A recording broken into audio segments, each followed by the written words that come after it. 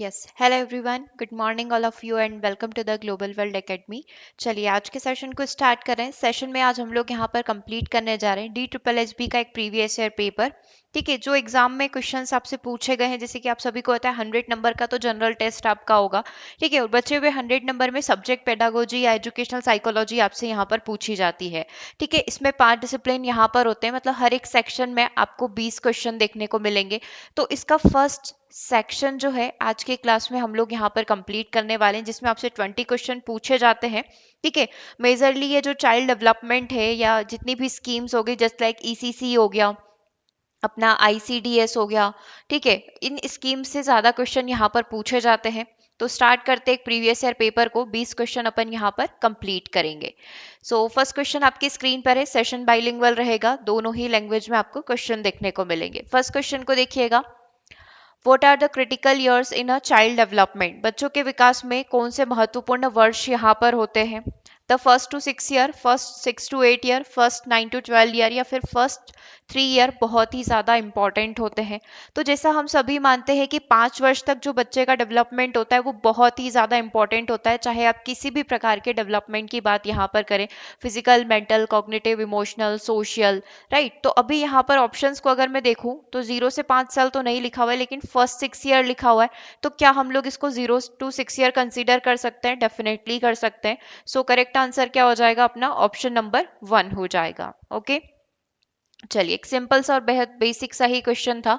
Question number 2 को देखिएगा। Question number 2 हमसे यहाँ पर क्या बोल रहा है कि भारत में ईसी नीति किस आयु वर्ग की आवश्यकता को पूरी करती है? What age group does ECE policy in India cater to? यहाँ पर जो अर्ली चाइल्ड केयर एजुकेशन है वो किस चीज को या किस एज को यहाँ पर प्रेफर करती है?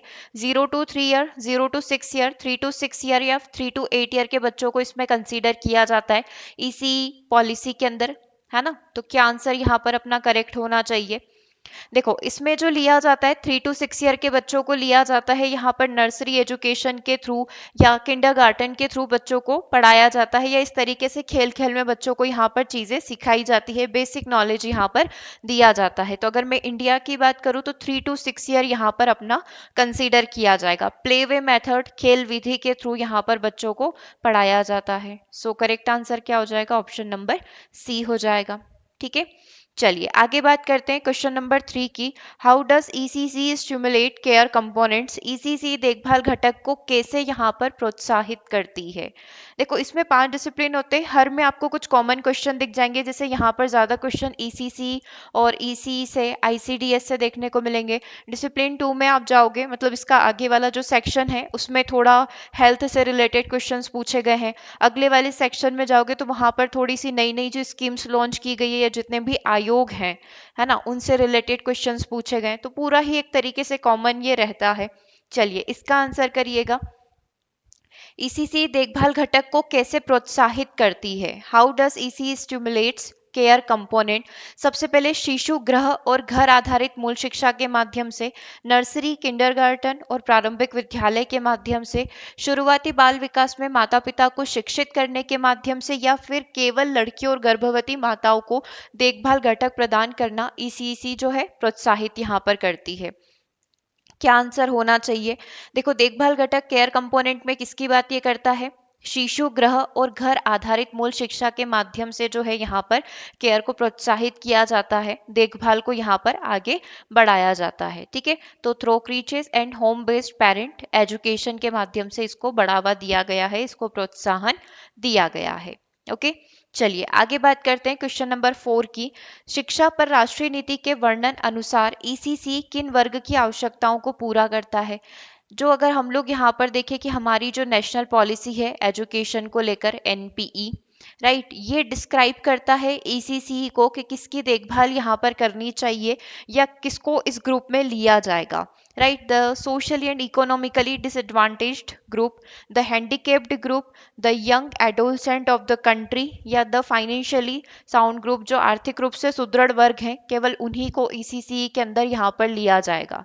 ठीक है, तो हम लोग ये जानते हैं कि ईसीसी में 0 से 8 साल के सभी बच्चों को कंसीडर किया जाता है ना? ऐसा नहीं है कि वो बहुत ही रिच हो या बहुत ही पुअर हो, ऐसा कुछ नहीं है। 0 से 8 साल के सभी बच्चे यहाँ पर लिए जाते हैं। अब यहाँ पर बोला गया है कि एनपी में किन बच्चों को ईसीसी में रखने की बात यहाँ पर करी गई है ना, किन वर्ग की आवश्यकताओं को पूरा करता है, जैसा कि क्वेश्चन में लिखा गया है। तो सामाजिक और आर्थिक रूप से जो वंचित वर्ग है, इनकी आवश्यकताओं को पूरा किया जाता है थ्रू ईसीसी। ठीक है, कब आया था ये? 2013 में लॉन्च किया गया था। किसकी तर्ज पर किया गया था? आईसीडीएस जो है, इंटीग्रेटेड चाइल्ड डेवलपमेंट स्कीम, 1975 की तर्ज पर इसको लाया गया था। ठीक है, चलिए आगे बात करते हैं क्वेश्चन नंबर 5 की। ईसीसी की ओर जाने वाले इष्टतम चाइल्ड केयर विकास प्रदान करने के लिए घरों को किसने सुसज्जित किया है? हिंदी में नहीं समझ में आए कोई बात नहीं, आप इसको इंग्लिश में भी देख सकते हैं। What has rendered home ill-equipped to provide optimal child care development which has led to ECC? मतलब ECC को लाने में सबसे बड़ा योगदान किसका है? मतलब पहले कई सारी स्कीम चलती थी, तो ये फिर नए तरीके से ये प्रारंभिक बाल्यावस्था देखभाल और शिक्षा, है ना, early childhood care and education, जो कि अपना ECC का फुल फॉर्म है, ये जो आया है किसकी वजह से आया है, कौन लेकर आया है इसको? देखो इन्होंने ये चीज तो मेंशन कर दी है, होम इल इक्विप्ड, मतलब कि यहाँ पर घरों में उतने अच्छे से देखभाल नहीं होती थी, तभी हमारा जो है ईसीसी वाला कंसेप्ट आया कि शुरुआती समय में देखभाल और शिक्षा की बहुत ज्यादा आवश्यकता है। अब ऑप्शन सुनते हैं। क्योंकि उस समय प्री स्कूल और नर्सरी जैसे प्रभावी बाल्यावस्था विकास केंद्रों की कमी थी क्या? दूसरा, एक से अधिक बच्चे होने का आर्थिक बोझ होता था जिसकी वजह से ईसीसी को लाया गया है। नए माता पिता के बीच में ज्ञान और साधनों की कमी है, उनको इतना नॉलेज नहीं है कि बच्चों को कैसे, उनका पालन पोषण कैसे किया जाए, इसलिए इसी को लाया गया है। एक बदलती सामाजिक आर्थिक और जनसांख्यिकी वास्तविकताओं को लेकर, डेमोग्राफिक रियलिटीज को लेकर जो है हम लोगों ने ईसीसी को लेकर आए हैं, या फिर ईसीसी जो है हमारे बीच में आया है। क्या रीजन आपको वैलिड लग रहा है इसका? यस, ये वाला हो सकता है। अ changing social economical and demographic realities, एक बदलती सामाजिक आर्थिक और जनसांख्यिक वास्तविकताओं के चलते हुए ईसीसी को लाया गया है, और यही सबसे बड़ा रीजन है कि आज ईसीसी जिस पर हम सभी काम करते हैं। ओके, चलिए। अच्छा, इसमें ईसीसी के अग्रदूत कौन थे? दैट मीन्स इंडिया के अंदर इसको आगे बढ़ाने का कार्य, इसको लाने का कार्य किसके द्वारा किया गया है? चार नाम आपके सामने, चार ऑप्शन आपके सामने दिए गए, बहुत सारे नाम यहाँ पर दिए गए हैं। सबसे पहला ऑप्शन है लाल बहादुर शास्त्री और दादा भाई नौरोजी के द्वारा इसे दिया गया है, इसको आगे बढ़ाया गया।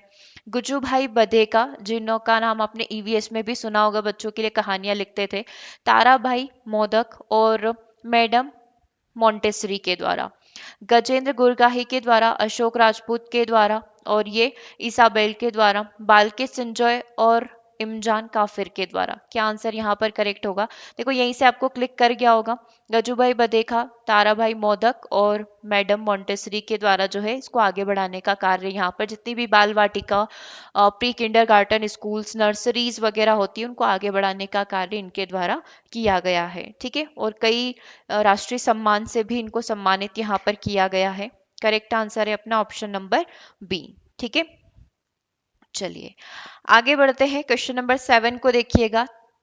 The first sub-stage of ECC of prenatal to 3 years focused on which aspect of a child development? जो पहली सब स्टेज होती है ECC की, जैसे हम लोग बोलते हैं कि ये 0 से 8 साल के बच्चों के लिए ECC प्रोग्राम लाया गया है। ठीक है, अब हम लोग यहाँ पर देखें कि इसको दो भागों में बांटा गया है। एक तो 0 to 3 ईयर और दूसरा होता है अपना 3 to 8 ईयर। इसकी दो कैटेगरी एक बार थोड़ा सा रिवाइज करते हुए भी चलते हैं। इस पर एक अपना पूरा अलग से क्लास भी है ECC के ऊपर, है ना, इसी प्लेलिस्ट के अंदर, DSSB वाली प्लेलिस्ट के अंदर आपको मिल जाएगा, उसको भी आप जरूर से विजिट करिएगा। उसमें एक ही साथ हमने जितने भी पेपर हुए हैं 2011 से लेकर अभी तक के 2023 तक के सारे ECC वाले क्वेश्चन आपको एक साथ करवा रखे हैं। ठीक है, तो यहाँ पर हम लोग बात कर रहे थे ECC की। तो ECC के दो भाग हैं, 0 to 3 ईयर और 3 to 8 ईयर। 0 to 3 ईयर वो वाली चीज जिसमें जहाँ पर बच्चों को घर पे ही जो है प्रोवाइड की जाती है सर्विसेज वगैरह, है ना। और 3 to 8 ईयर जहां पर बच्चा स्कूल में प्रवेश करता है। 3 to 6 ईयर, फिर 3 to 8 के भी दो भाग हैं, सबसे पहला 3 to 6 ईयर और फिर आ जाता है 6 to 8 ईयर। ठीक है, अब इन्होंने किसके बारे में पूछा है, 0 to 3 ईयर के बारे में पूछा है। ये देखो, प्री नेटल टू 3 ईयर, है ना, ये हो गया अपना prenatal to 3 year, 0 to 3 year. ये फोकस करता है बच्चे के कौन से डेवलपमेंट के ऊपर। जैसे कि अगर 3 to 6 ईयर होता तो बच्चा स्कूल में प्रवेश करता, तो बच्चे की हम लोग कॉग्निटिव एबिलिटी, फिजिकल एबिलिटी के बारे में बात करते, है ना, उसके डेवलपमेंट के बारे में बात करते। अब 0 to 3 ईयर में तो जहां पर बच्चा पेरेंट से पूरी तरीके से कनेक्टेड होगा, तो यहाँ पर हम लोग किस चीज पर फोकस करेंगे, माता और बच्चे का स्वास्थ्य और पोषण संबंधी सेहत के ऊपर, प्रारंभिक शिक्षा सर्वांगीण विकास के ऊपर, संरचित प्री स्कूल तैयारी के यानी कि structured pre school readiness element के ऊपर, या फिर तेजी से मस्तिष्क के विकास के लिए सीखने के माहौल में बच्चे को उजागर करना। देखो, शुरुआती समय है, 0 to 3 ईयर है, तो डेफिनेटली माता और बच्चे दोनों को ही यहाँ पर पोषण की आवश्यकता होगी। करेक्ट आंसर क्या हो जाएगा, ऑप्शन नंबर 1 हो जाएगा। ठीक है, अगर ये 3 to 6 ईयर बोलता तो हम लोग ये बोल सकते थे प्रारंभिक शिक्षा और सर्वांगीण विकास के ऊपर। ठीक है, चलिए आगे बात करते हैं। क्वेश्चन नंबर 8 जनरल क्वेश्चन है, सोशल कंस्ट्रक्टिविज्म क्या होता है, या सोशल कंस्ट्रक्शन, सामाजिक निर्माण यहाँ पर क्या होता है। फर्स्ट देखो, ऑप्शंस देख लो, हिंदी वाले हिंदी में, इंग्लिश वाले अपने इंग्लिश में देख लेना। बताइए आंसर क्या लिखा हुआ है। देखो, सबसे पहले तो लिखा हुआ है social construction is joining together in a completion to form groups. मतलब यहाँ पर सब समूह में मिलकर काम करें, इसको सोशल कंस्ट्रक्शन यहाँ पर कहा जाता है। दूसरा, a social construction is reality which are constructed by individual by their daily interaction। जो सोशल कंस्ट्रक्शन या समूह जो बनता है वो लोगों की बातचीत से, व्यक्तियों के द्वारा दैनिक बातचीत से निर्मित होता है। तो सेकंड बिल्कुल करेक्ट लग रहा है। बाकी के दो ऑप्शन और हम लोग देख लेते हैं। तीसरा, सामाजिक निर्माण वास्तविकता की समाजशास्त्री व्याख्या है। सामाजिक निर्माण बचपन है, ये तो कोई वैलिड रीजन नहीं हुआ, तो तीसरा और चौथा अपना गलत हो जाएगा। केवल ऑप्शन नंबर बी यहाँ पर जो है बिल्कुल एक्यूरेट है ना, कि जो सोशल कंस्ट्रक्शन हुआ है या सामाजिक निर्माण हुआ है वो लोगों की बातचीत से हुआ है, लोगों के इंटरेक्शन से हुआ है, और दिन प्रतिदिन ये निर्मित होता है। राइट, चलिए क्वेश्चन नंबर 9 की तरफ चलेंगे। पश्चिमी समाज और इसकी सामाजिक संधियां किस चीज पर केंद्रित है। Western societies and it's social policies focused on. जो वेस्टर्न सोसाइटी है, सोशल पॉलिसीज हैं, सामाजिक चीजें हैं, वो किस चीज के ऊपर फोकस कर रही है। उनके होने की बजाय बच्चे क्या बनेंगे, what children will become rather than their being. दूसरा है, what children are in the present as in here and now of childhood. बच्चों से अपेक्षाएं की जाती है कि वे अपने परिवारों के साथ मिलकर ज्ञान प्राप्त करें और उन्हें सक्षम बनाए। बच्चे सक्षम कार्य करता है। जो जितनी भी वेस्टर्न सोसाइटीज हैं, ये कहीं ना कहीं, मतलब हम लोग बोल सकते हैं कि नेगेटिव डायरेक्शन में जा रही है ना। एक वर्ड अगर हम लोग यूज करें तो हमारा जो आंसर होना चाहिए वो कहीं ना कहीं इसमें से कुछ नेगेटिव निकालना होगा। तो आप ऑप्शन नंबर 1 पर अगर फोकस करेंगे तो आपको दिखेगा what children will become rather than their being. मतलब इनका, या अभी जो हमारी सोच या हमारी जो मानसिकता हो गई है ना, वो ये हो गई कि हमारा बच्चा जो है वो क्या बनेगा, आगे जाकर उसे क्या बनाना है, उसका फ्यूचर कैसा होगा। बजाय इसके हम ये नहीं सोच रहे हैं कि रेदर देन देयर बिंग, वो जो है अभी वो ठीक है, अभी से उसके फ्यूचर की टेंशन लेना, अभी अभी से उसको उसी डायरेक्शन में मोड़ देना, ये हमारी अभी सोच हो गई है, ये अभी हमारी थिंकिंग हो गई है। तो ये जो पश्चिमी समाज और इसकी सामाजिक संधियां हैं, ये इस चीज के ऊपर फोकस करिए, जो कि अभी कंप्लीटली रॉन्ग है ना। उनके होने की बजाय बच्चे क्या बनेंगे। ठीक है, अभी से हम लोग यही सोचने लग जाते हैं कि बच्चे क्या बनेंगे। अभी जो है वो जिस भी स्टेज में है, जो भी चीजें उनको पसंद है, जिसमें भी उनका इंटरेस्ट है, ये हम उन्हें अभी करने दें, है ना। ये वाली चीज यहाँ पर होनी चाहिए। चलिए आगे बात करते हैं क्वेश्चन नंबर 10 की। यूएनसीआरसी के अनुसार निम्नलिखित प्रावधान औपचारिक रूप से इसके मानकों में शामिल है। अकॉर्डिंग टू द यूएनसीआरसी, जैसे हमारे यहाँ मानव अधिकार आयोग है ना, तो ये अपने पूरा ओवरऑल वर्ल्ड की बात कर ले तो यूएनसीआरसी यहाँ पर चलता है बच्चों के राइट, बच्चों के अधिकारों को लेकर।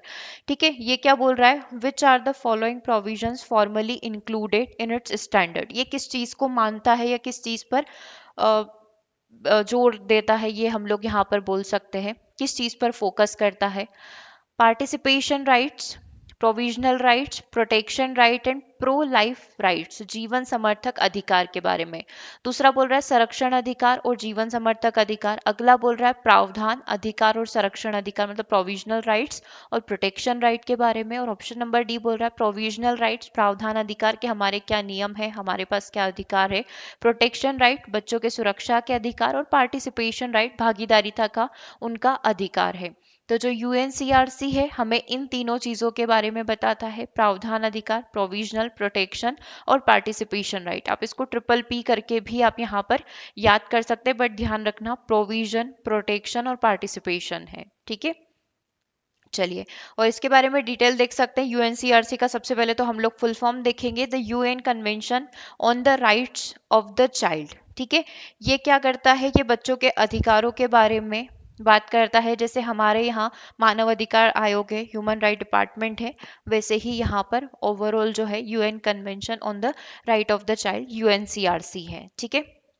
चलिए, क्वेश्चन नंबर 11 को देखिएगा। विकासात्मक या विकास मूलक मनोविज्ञान के, डेवलपमेंटल साइकोलॉजी के संस्थापक कौन है यहाँ पर? क्या आंसर होना चाहिए? जिन पियाजे होगा। करेक्ट आंसर क्या हो जाएगा आपका? जिन पियाजे, ऑप्शन नंबर डी। विकासात्मक मनोविज्ञान के जनक इसे ही माना जाता है। एक बार से आप वो सेशन भी विजिट करिएगा जहां पर हमने स्कूल ऑफ साइकोलॉजी पढ़ा था। उसमें जितने भी स्कूल्स हैं, जितने भी संप्रदाय हैं, उन सबके फादर किसे माना जाता है? जैसे कि संरचनावाद हो गया, कार्यवाद यहाँ पर हो गया, गेस्टाल्टिज्म हो गया, व्यवहारवाद हो गया, ठीक है। जितने भी संप्रदाय हैं सबके फादर हैं, सबके समर्थक हैं, है ना। तो वो चीज़ें ज़रूर से आप एक बार देख लीजिएगा, क्योंकि इस पेपर में जितने भी क्वेश्चन इस टॉपिक से पूछे गए स्कूल से, वो भी हमने यहाँ पर कंप्लीट कर लिए हैं। ओके, चलिए नेक्स्ट क्वेश्चन नंबर 12 के ऊपर मूव करते हैं। क्वेश्चन नंबर 12 को देखिएगा। विकासमूलक मनोविज्ञान में रॉबर्ट सर्पेल के नाम के आधार पर जोम्बियाई बच्चों पर उनके शोध से क्या निष्कर्ष निकलता है? ये एक अच्छा क्वेश्चन है, एक थ्योरी है ये, बोल सकते हैं कि एक बोल सकते हैं अपन इस चीज को कि इन्होंने एक स्टडी करी थी, है ना, उसके ऊपर ये क्वेश्चन आपसे पूछा गया है। देखो ऑप्शंस देख लो, एक बार इंग्लिश में देख लो, फिर अपन इसको हिंदी में भी देख लेंगे। रॉबर्ट सर्पेल ने जोम्बियाई जो बच्चे हैं उनके ऊपर स्टडी करी थी। जोम्बिया के बच्चों को इन्होंने गांव-गांव जाकर वहां का एनालिसिस किया, वहां के बच्चों में इन्होंने कुछ चीजें देखी, ठीक है। वो आपको बताना है कि उनके द्वारा क्या एनालिसिस यहाँ पर किया गया है, ठीक है। एक बार अपन हिंदी में ऑप्शन देख लेते हैं। विकासात्मक मनोविज्ञान मुख्य अनुशासन है जिसके माध्यम से बच्चों को समझा जा सकता है। बच्चों का विकास उनकी क्षमता और उनके कौशल के अनुभवों से बेहद प्रभावित है। एकल परिवार पर जोर दिया जाना चाहिए क्योंकि मानक अन्य पारिवारिक रूपों की धारणाओं की ओर जाता है। बच्चों की क्षमता दैनिक जीवन में उनकी गतिविधियों और व्यवहारों के संबंध में विकसित नहीं होती है। तो अगर आपको सर्पेल की थ्योरी पता है तो आप इसका आंसर कर सकते हैं। देखो यहाँ पर जो करेक्ट आंसर है वो ऑप्शन नंबर बी है। अपन इसका पूरा समझ लेंगे कि आखिर इन्होंने ऐसा क्या स्टडी किया था। देखो ऑप्शन नंबर बी को आप एक बार देख लो। Children's development their capacities and skills are hugely influenced by their experience. देखो ये वाले जो जोम्बिया के बच्चे थे, ये वेस्टर्न कल्चर जो स्कूल्स चलते हैं और जिस समय जो एजुकेशन होता है उनसे बिल्कुल अपरिचित थे, लेकिन फिर भी इनमें फोकस था बुद्धिमत्ता के ऊपर, चतुराई के ऊपर। ये अपने बुद्धिमत्ता से अपने जो है कार्य को करते थे, ठीक है। तो इन्होंने यही सारी स्टडी करी थी कि जो बच्चों का डेवलपमेंट है, जोम्बिया के बच्चों का जो डेवलपमेंट है, उनकी जो क्षमता है, उनकी जो स्किल्स है, वो उनके आसपास के इन्वायरमेंट से काफ़ी ज़्यादा प्रभावित है, उनके आसपास के एक्सपीरियंस से काफ़ी ज़्यादा प्रभावित है, ठीक है। देखो अपन एक बार इनका थोड़ा स्टडी देख लेते हैं क्योंकि इनको कुछ अवार्ड भी मिले हुए हैं इसके ऊपर, तो ये जानना बहुत ज़रूरी है।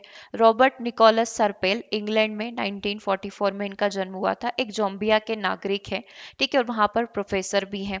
उसके बाद अपन देखें तो सामाजिक और सांस्कृतिक संदर्भ में बुद्धि, साक्षरता और बाल विकास पर कई इन्होंने स्टडी करी है, कई पेपर इन्होंने यहाँ पर पब्लिश भी किए हुए हैं, ठीक है। इन्होंने यहाँ पर बच्चों की जो है कि संस्कृति, बच्चों की जो संस्कृति है, कल्चर जो है, और उनके आसपास को जो वातावरण है, वो कैसे बच्चों को सीखने के लिए मोटिवेट करता है, कैसे बच्चों को सीखने के लिए प्रेरित करता है, इस बारे में यहाँ पर बताया गया है, ठीक है। और उन्होंने ये चीज़ मेंशन करी थी कि ये अंतर केवल बुद्धिमत्ता की अवधारणाओं तक ही सीमित नहीं है, बल्कि व्यापक अर्थों में अनुकूली या उपयुक्त माने जाने वाली चीज़ों पर भी विस्तारित है। ठीक है। इसी के लिए आप देख सकते हैं इनको society for research in child development SRCD का अवार्ड यहाँ पर मिला हुआ है 2017 में। ठीक है। और इन्होंने जो जोम्बिया के बच्चों पर स्टडी करी थी वो आप यहाँ पर देख सकते हैं। सरपेल और सहकर्मियों ने पाया कि कुछ अफ्रीकी संस्कृतियों में लोग, विशेष रूप से जहाँ पश्चिमी स्कूल शिक्षा अभी भी लोकप्रिय नहीं है, जहाँ पर अभी तक वेस्टर्न कल्चर नहीं आया है, बुद्धि और सामाजिक क्षमता के बीच संबंधों पर जोर देना पसंद करते हैं।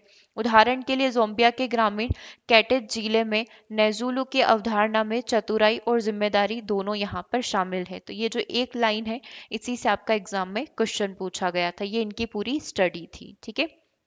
चलिए, तो क्वेश्चन में यही पूछा गया था कि उन्होंने क्या निष्कर्ष निकाला। तो बच्चों की जो विकास है, बच्चों का डेवलपमेंट जो है, उनकी क्षमता और उनके कौशल और उनके अनुभव से बेहद ही ज्यादा प्रभावित है। राइट। चलिए अगले क्वेश्चन की बात करते हैं। 13 को देखिएगा। बचपन की समझ निम्न द्वारा बहुत प्रभावित होती है। Child understanding have been greatly influenced by. बच्चों की जो समझ होती है उस पर देख सकते हैं प्रभाव किन किन चीजों का। मनोविज्ञान का, समाजशास्त्र इकोलॉजी, मनोविज्ञान समाजशास्त्र neurobiology, psychology sociology geography and anthropology. ठीक है। और ऑप्शन नंबर डी बोल रहा है मनोविज्ञान, मानव शास्त्र और न्यूरोबायोलॉजी का। तो children understanding have been greatly influenced by, किसके द्वारा वो प्रभावित होती है? मनोविज्ञान के द्वारा। ये तो सब में है ही सही और सही भी है। समाजशास्त्र, किस तरीके से सोशलाइजेशन होता है, कैसे चीजों को समझते हैं, कैसे चीजें प्रभावित करती है। भूगोल, है ना, किस सराउंडिंग में व्यक्ति है, किस जगह पर वो है। और मानव शास्त्र के द्वारा। तो हम लोग ये बोल सकते हैं यहाँ पर जो आंसर होगा ऑप्शन नंबर सी हो जाएगा। नाउ 14th को देखिएगा। पियाजे के अनुसार निम्न में प्रवेश करते समय बच्चे के अंदर जो ईगो सेंट्रिज्म होता है, अहंकारवादिता होती है, वो खत्म हो जाती है। ठीक है। अहंकारवादिता नहीं रहती है। ठीक है। आर नो लॉन्गर मतलब नहीं रहेगी। आपको पता है 4 स्टेजेस होती है। Sensory motor, pre motor stage होती है। ठीक है। उसके बाद आ जाती है आपकी कंक्रीट ऑपरेशनल स्टेज आ जाती है। ठीक है। हिंदी में बोलूँ तो संवेदी गामक अवस्था, है ना। और अपनी ये प्री ऑपरेशनल स्टेज यहाँ पर हो जाएगी पूर्व परिचालन अवस्था। फिर अपनी कंक्रीट ऑपरेशनल स्टेज यहाँ पर आ जाएगी ठोस अवस्था या मूर्त अवस्था, जिसको हम लोग यहाँ पर बोलते हैं। और फिर आ जाती है आपकी अमूर्त अवस्था, जिसको हम लोग बोलते हैं फॉर्मल ऑपरेशनल स्टेज। जिन पियाजे की ये 4 स्टेजेस हैं, सेंसरी मोटर में 6 सब स्टेजेस हैं। तो जो इकोसेंट्रिज्म है वो यहाँ पर आना शुरू हो जाता है ना। सेंसरी मोटर स्टेज में आना स्टार्ट हो जाता है कुछ 6 महीने में बच्चे का स्टार्ट हो जाता है, जहां पर बच्चा सिर्फ अपने बारे में सोचता है।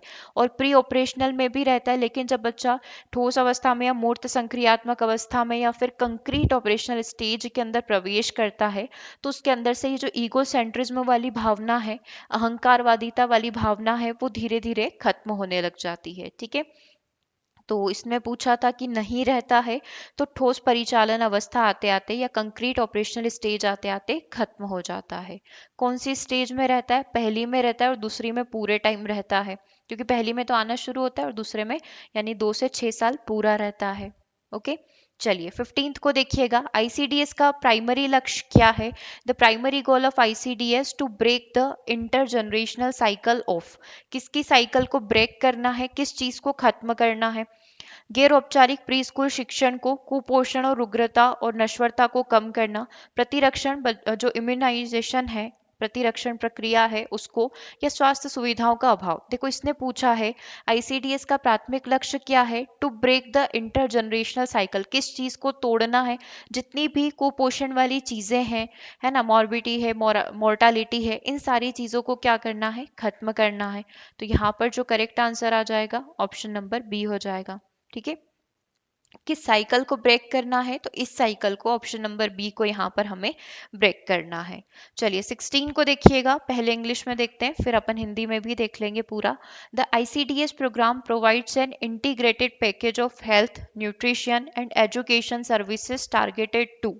जो आईसीडीएस प्रोग्राम है ये एक इंटीग्रेटेड पैकेज यहाँ पर प्रोवाइड करता है हेल्थ में, है ना, न्यूट्रिशन पोषण के लिए और एजुकेशन के लिए। किसको टारगेट करता है ये अपन से पूछा गया है।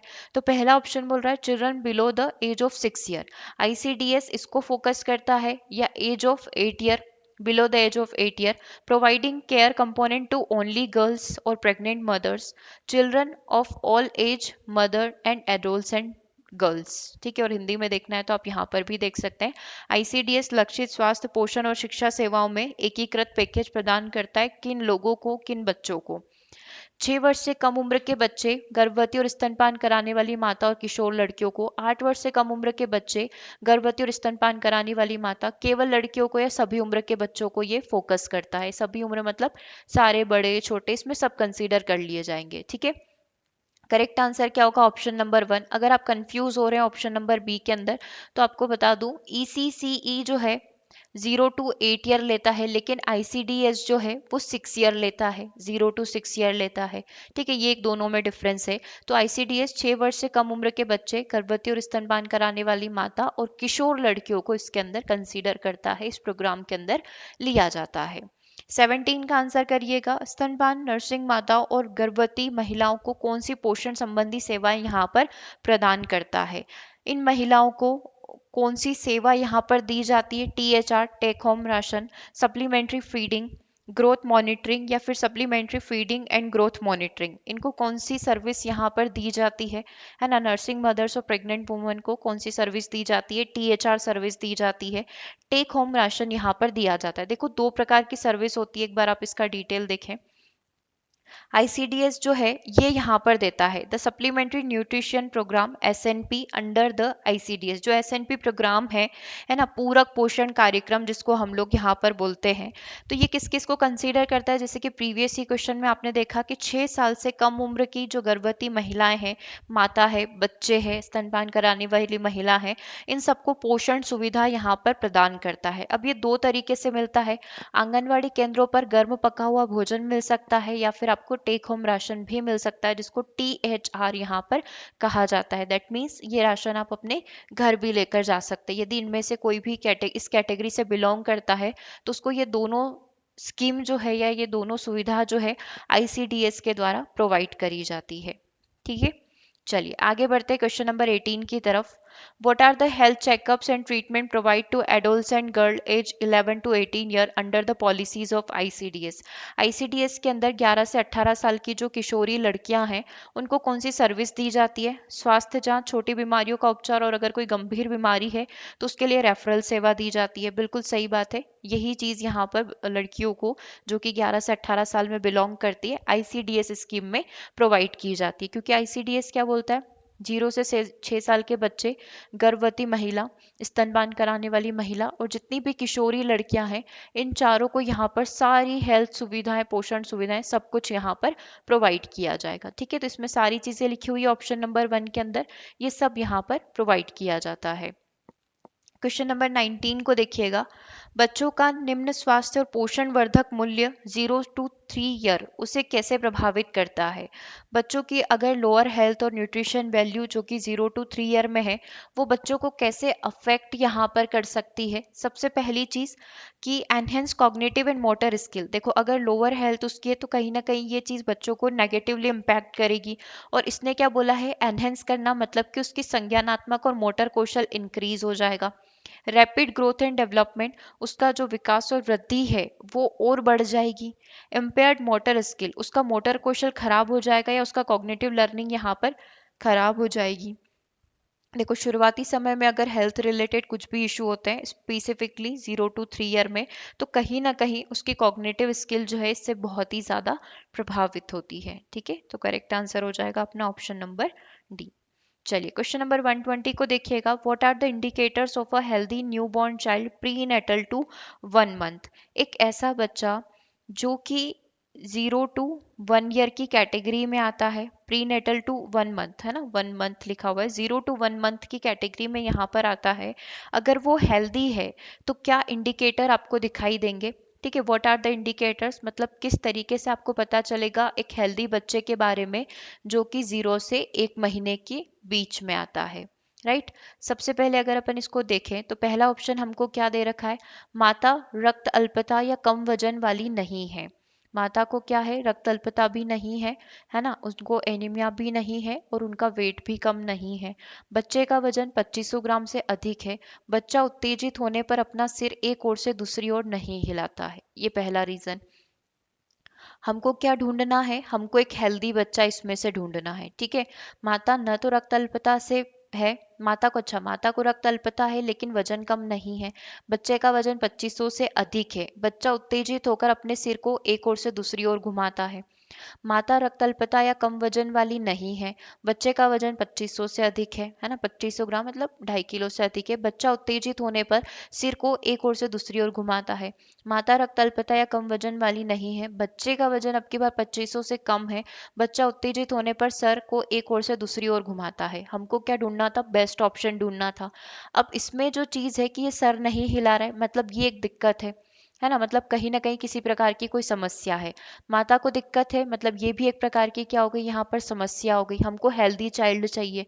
ठीक है, माता को कोई बीमारी नहीं है, बच्चे का वजन भी ठीक है और सर को भी घुमा रहा है, तो ये ऑप्शन अपना सही हो जाएगा। ऑप्शन नंबर डी में ये बोला था कि बच्चे का वजन ही 2.5 किलो से कम है, दैट मीन्स ये भी क्या हो गई, अपनी एक दिक्कत हो गई, ये भी एक कमी हो गई। ठीक है, तो तीन चीजें गलत हो गई। करेक्ट ऑप्शन क्या बचा अपना? ऑप्शन नंबर सी यहाँ पर बचा है, किसमें ना तो माता को कोई समस्या है ना बच्चे को कोई समस्या, दोनों हेल्दी वेल्दी है। ठीक है, चलिए तो करेक्ट आंसर हो गया अपना ऑप्शन नंबर सी। ओके, तो ये हमने डिसिप्लिन 1 के क्वेश्चंस यहाँ पर कंप्लीट कर लिए हैं जो कि आपके पेपर में पूछे गए थे। सेकंड सेक्शन जो है हम लोग अपनी अगली क्लास में कंप्लीट करेंगे, तो आप कमेंट करके ज़रूर से बताइएगा सेशन आपको कैसा लगा। 20 क्वेश्चन हम लोगों ने यहाँ पर कंप्लीट किए। इसके अलावा जो पहली क्लासेस हुई है वो टॉपिक वाइज हुई है, ईसीसी को लेकर हुई है, अपने साइकोलॉजी जो बेसिक साइकोलॉजी एजुकेशनल साइकोलॉजी क्या है उसको लेकर हुई है। ठीक है, स्कूल्स कितने टाइप के होते हैं, जो मनोविज्ञान के जो संप्रदाय होते हैं उसकी जो ब्रांचेज होती है वो कितनी होती है, उसके एमसीक्यूज हमने यहाँ पर कंप्लीट कर लिए हैं। तो उन वीडियोस को भी आप ज़रूर से विजिट कर लीजिएगा, ताकि जब भी हम लोग इस टाइप के क्वेश्चन सीरीज स्टार्ट करें या प्रीवियस ईयर पेपर स्टार्ट करें तो आपको हेल्प मिले चीज़ों को समझने में। ओके, सो आज के सेशन को ओवर करते हैं, मिलते हैं हम लोग अपनी अगली क्लास में। Thanks for watching.